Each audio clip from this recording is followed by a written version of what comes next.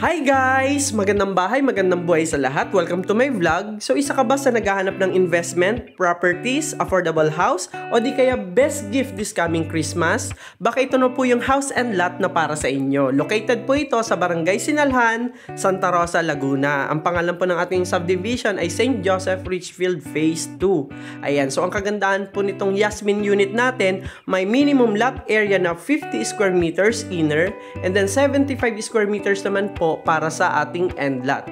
At ang kanyang floor area naman po ay 42 square meters. So may parking na po ito, may provision for 2 bedrooms. So ang amenities po dito, meron po tayong swimming pool, clubhouse, basketball court, garden, playground at marami pang iba. Ito po, through Pag-ibig, kami na rin po ang nagpa-process sa bank. So hindi na po kayo pupunta, kami na po ang magpa-process basta complete requirements. At ang kagandahan din po nito, free na rin po ang pag-process ng Meralco at saka tubig. Ayan. So dito po, ang bahay natin maganda, matibay at mura. So yung bahay natin, cash and place po yan, buhos, sobrang solid at malapit sa lahat.